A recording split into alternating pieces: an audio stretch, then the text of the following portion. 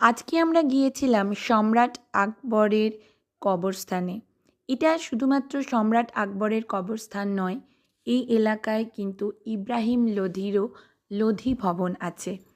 আমার একটা জিনিস জানা নেই, ইব্রাহিম লোধি এই অংশে যদি তার মানে মহল থাকে, সেই মহলকে কখনোই মুঘলরা বাঁচিয়ে রাখেনি, তবু তার একটা অংশ হয়তো রয়ে গেছে। সেখানে হয়তো ইব্রাহিম লোধির কবরস্থানও রয়ে গেছে। তো সেই অংশেই কেন এসে সম্রাট আকবর নিজের পরিবারের কবরস্থান বানালেন? তখন কি দিল্লিতে এটাই একমাত্র কবরস্থান ছিল? সরি, আগ্রাতে। তো এইটা হচ্ছে তার মেন এন্ট্রান্স।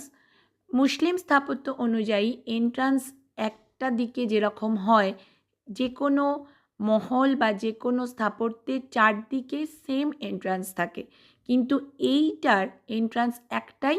বাকি তিন দিকে যেটা রয়েছে সেগুলো শুধুমাত্র ডামি এন্ট্রান্স। এখানে গভর্নমেন্ট থেকে কিউআর করে দেওয়া আছে, যেটাতে ক্লিক করলে এখানকার ইতিহাস সম্পর্কে সম্পূর্ণভাবে আপনারা জানতে পারবেন। অনেকটা প্রশস্ত অংশ জুড়ে এই কবরস্থান। দূরে দেখা যাচ্ছে সম্রাট আকবরের কবরস্থান।